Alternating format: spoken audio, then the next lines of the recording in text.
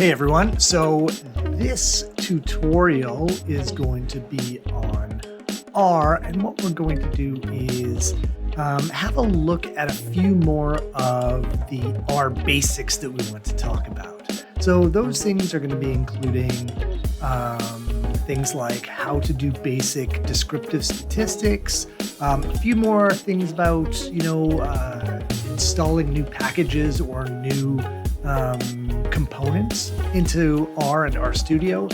And we'll also look at some of the error messages that you might encounter and how we might go about figuring out what those mean. All right, so with that, let's just get straight into it. I'm going to put myself down here into my R screen. Hopefully you can see that pretty well now behind me. What we've got is our RStudio screen, and remember that over here on the left-hand side, we've got our console, and on the right-hand side, we've got some sort of stuff about our environment. And on the bottom here, you can see that I've set up my folder to just be in a folder called APA 6101 right now. And I've got a data folder underneath that, as well as my project within that folder. Now, before we really get into it too far, I'm going to zoom in so you can see the text a little bit better on my screen. So let me just do that. So I'll probably zoom in and out a little bit more, but this should make it a little bit easier for you to see what I'm doing on the screen. Up in the Tools menu, right at the very top of the screen, what you can see is if we go down to Global Options, you have an opportunity to pick some different things. One of the things I change right off the bat is the appearance. And I like to go, you can see all these different editor themes we've got here. So we can pick from, ones that look like very similar to what we've got. This one just that looks like it got a little bit darker here on, the comments. Clouds Midnight, now that's a dark theme. Cobalt, that's one I've used before. It's kind of like this dark theme. I've been using Idle Fingers recently. That's sort of like this gray theme with some blues and oranges. So I'm going to select that, but I like some of the dark ones. I'm going to click on Apply. It's right behind my back here, but Apply right here. And that will sort of give me the dark theme in behind. It's a little bit easier on the eyes. So go ahead and change that. It makes no real other difference in R. So the other thing is we had started a new script file. So I'll just add that up there. I went to File, New File, Script, or you can actually just click on this little plus tab up at the top. And what we see is we get our script file with a cursor right at the top. So now we can actually start getting into starting to use R to do some actual statistics. So remember, I had talked about how do we import data into R, and there's really two primary ways we can do that. The first I talked about was using this button right up inside the Environment tab called Import Dataset. And once you click on that, you've got a few different options. You can select from text in base or from text reader. You can import from Excel files, from SPSS, from SAS, and from Stata if you have those types of files. When you say from text, it's typically going to be comma-separated values files or CSV files, although they could be text files that are delimited or separated values based on some other character like a space or a tab. So there's tab-separated values or space-separated values. It's going to depend. But if I click on from text base, we see it opens up a dialog box and says, what file do you want to open? And I'm going to click on under my data folder. We're going to look for the file, and you can find this in the description or on Brightspace. We want heights_wide.csv. I'm going to click on that and click on open. And we can see that the dialog box that it gives me gives me the name, and it's going to base that just on the file name. So I can call it whatever I want, but I'll leave it as heights_wide. And you've got a few options here, encoding, and the few options that you might be interested in are whether or not your data has a heading or not. It defaults to yes. And we can see in mine, I've got males and females as my two headings. So I'm going to leave that as yes. If I say no, there was no heading, it will create a couple of headings and assume the first row here is actually data. But mine's not, so I'm going to leave it at yes. So we can, if we had different types of separators, like a tab or a semicolon or a white space, it can use that as the type of separator between what the columns are going to be here. Finally, it's going to tell us what do we want our NA strings to be. So in this case, we could see that under the males, there's certain parts where there's no data. There's no data, but the females have a 157. So it'll import with NA or not available data in those locations. So we can tell it whatever we want, but NA is the default. Finally, if you have strings or text in terms of your data, you can ask R to treat those as factors, and we'll see what we mean by that later. We don't have to worry about that with this data set at this point. So I'm just going to click on import. What we can see is that it's created this object up in our environment called heights_wide, and it's a data frame, and its length is 2 or 20 observations of 2 variables. And it's actually opened that up over here on this side, right beside my script file that I opened. It's created a new tab that actually just shows me the data. And I can scroll down and have a look at what that data looks like. So once we've got that, we can start to work on it. Now, if you are working on a script file and say you wanted to just sort of like start fresh and start from the beginning, or use this with the same script with a different data file, you might want to actually code that import of the data into your script. And we can see actually by doing this import, it created a command down below that basically says, into this object we're going to call heights_wide, put read.csv, which is the command, and then it tells it what file to grab. And that's simply it. Now, we can see that it's got a whole bunch of data about the path because it's users, Tony, OneDrive, University of Auto, blah, blah, blah. But because our R script has a subfolder called data, which is what this is. So we're actually within this file here. Grab that. I'm going to copy this using Control-C or Command-C on a Mac. And I'm going to just paste that using Control-V or Command-V on a Mac. And we can see that we've got that big, long command that's now pasted up there. What we don't really need is most of this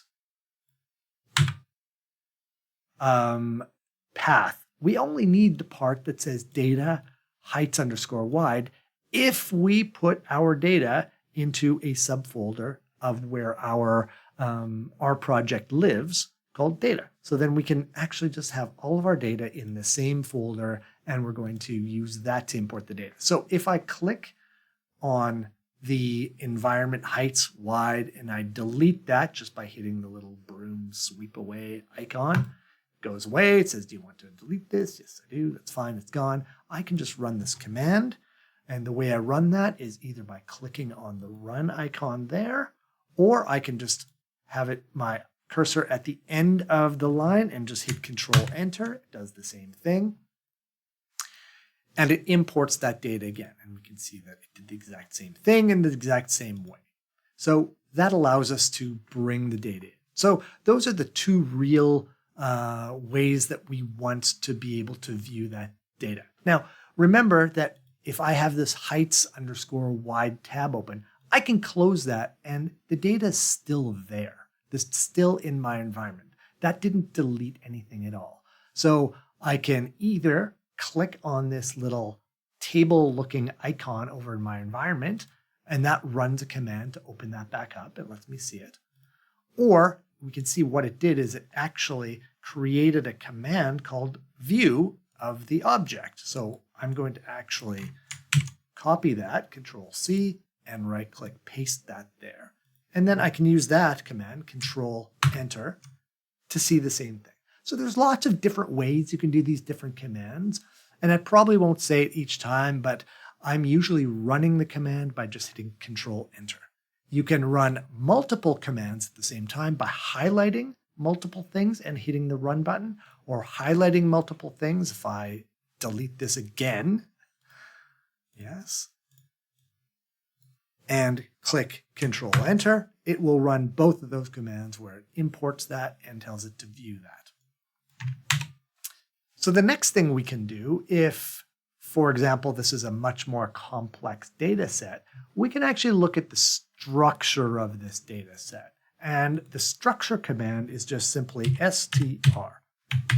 So if I click str I start to type it, HEI, it automatically fills it, says, hey, is this what you want? Heights underscore wide. And I can just hit tab, or I can click on it with my mouse. So I'm just going to hit tab, and it fills it in, and happily it puts in the close bracket for me as well. And I can just hit enter. That's going to do that. Now, I didn't put that into my script file, so I might want to do that. One way I can actually get that command back is just by clicking into the console down here, hitting the up arrow, and we can see that I can cycle through the different commands that I've used before using my up and down arrows. So I'm just going to use my arrows to bring me back to that str. I'm going to copy it and paste it here, and that gives me my structure of heights underscore wide.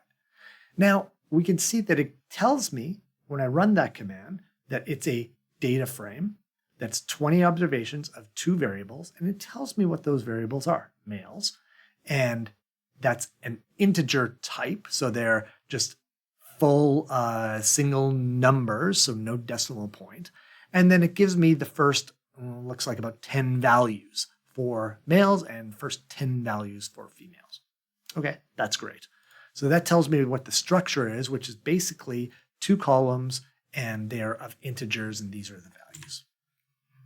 All right, so next thing we want to do is describe our data a little bit. So the first thing we might want to look at is, what is the mean of our data? And happily, it's very easy to do a mean in R. The command is simply mean. So we're going to ask it for a mean of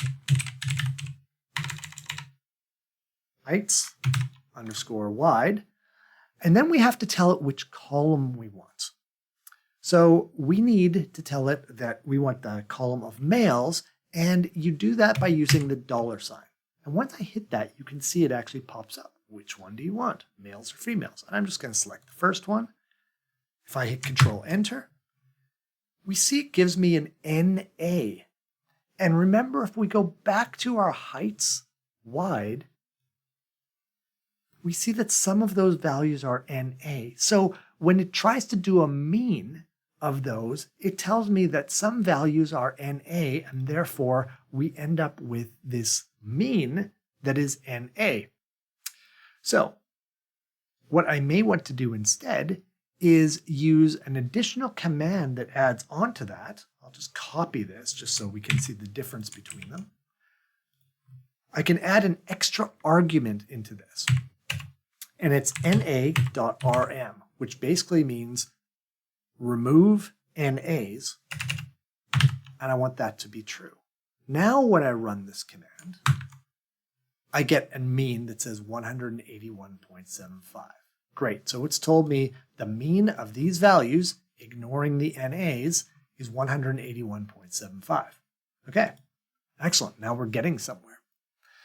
So next, we may want to do the median. So it's really easy now. I've done this command, and actually the only difference between these 2 commands, mean, is it actually has a D and an I, right? I can take the same command of mean, paste it down here, and just change this word to median, which is essentially by adding a D and an I.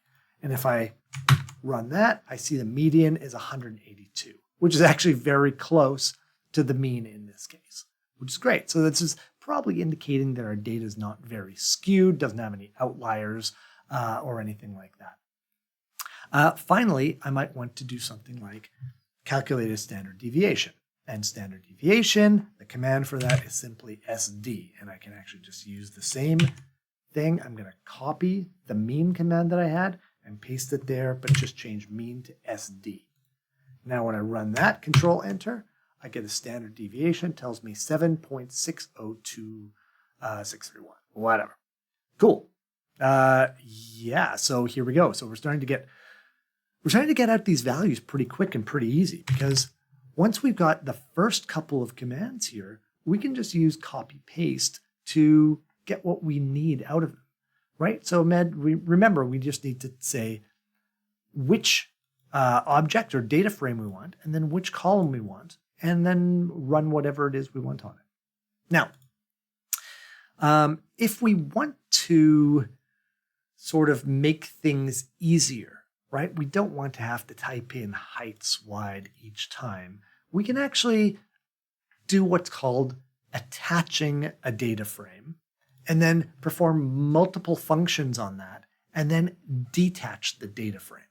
I'll show you what I mean by that. So we can use a command called attach, and then it's going to be heights underscore wide. And then let's add in all of these different values here. I'm going to take those, but now I don't need to specify the data frame anymore. I just want to know, in fact, let's change this to females.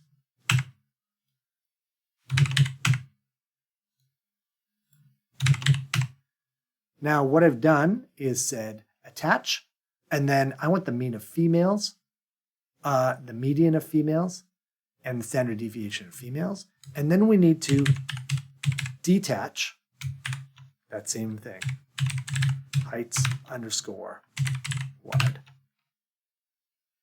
Now, if I take that entire thing and highlight it and then click on run, we can see what it's done is it's given me the mean of the females, which is 164.55, the median, which is 165, and the standard deviation of 7.82. Great. Now that's become really easy to get a whole bunch of things out at once. Interestingly, if we look back here, females don't have any NAs. So in fact, we don't really need this part here. So now it makes it even cleaner to just do this. That gives me all of those same results right away. All right, so that seems pretty cumbersome, right? So, one thing we might want to do is try and get, multiple sets out at the same time. And remember I told you that in R, we typically like to use a long data format rather than a wide data format. So I'll show you the difference between these things by importing a second file, which looks very much like this one. It's just going to be called, instead of heights wide, we're going to call it heights underscore long. And the data is called heights underscore long.csv. But this time I'm going to add an extra argument called strings as factors equals true. Because I want my two different categories of M and F to be treated as an actual group or as factors in any analysis that I do.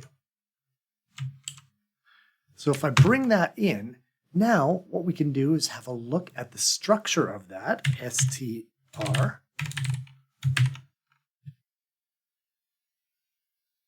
heights dot long, or underscore long that is. And what we can see is now it tells us is heights is an integer with these values, and sex is a factor with two levels, F and M. So if we look at the data, it actually looks, that's wide, let's close that, long. It looks like this. We've got heights in one column, and it's got all the heights, but what we see is in the other column, we've got another variable called sex, and its values could be either M or F. Okay, that's great. So now we've got our data, instead of being in the wide format where female heights are in one column and male heights are another, everybody's height is in one column, but the other column tells us which group they belong to, males or females. Great. So the next thing we're going to do is maybe have a look at this data. We've looked at it sort of, in its sort of raw format here, but what happens if we want to plot that? So if I try to use the command plot heights long, it's going to appear behind me in this panel right here because there's a plot tab here. So what we'll see is I'll move myself out of the way in a second and you'll see what we get. So you can't see that, so let's just put me right there. There I am. So what you can see is that it has plotted this in a kind of a weird way where we've got sex is either value 1, so it doesn't, it's, or value 2. And what we see is we've got heights, and we can see that they fall along the continuum from somewhere around 150, probably to up to about 180, and something like just under 170 to just over 190. So it gives us some kind of idea of what our data looks like. So we can just use that command plot in order to get that. So like I said, maybe we want to try to calculate both the mean and the median and the standard deviation for both males and females at the same time.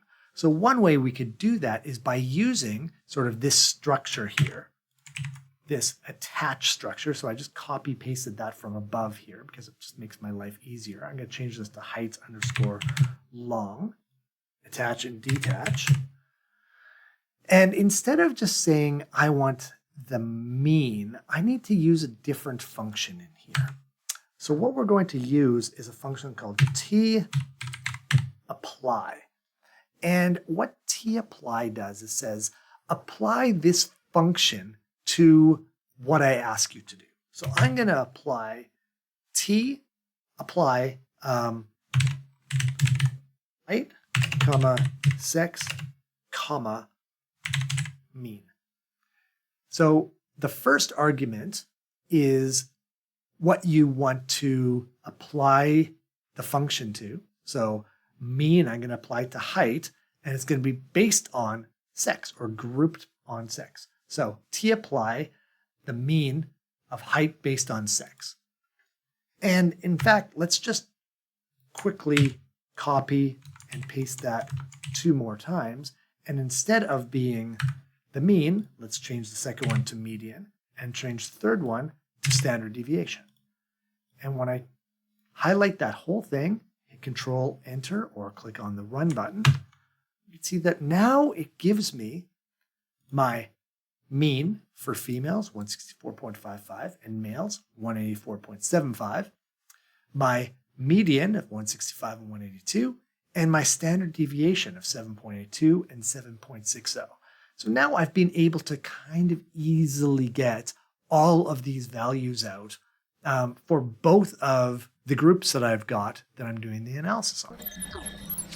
All right, so that's the end of the first part where we really learned how to do sort of some really basic descriptive statistics. In the next part, we're going to install a couple of new packages into R, and then we'll use those to actually be able to spit out all of our descriptive statistics in a much easier way. So join me for the next part.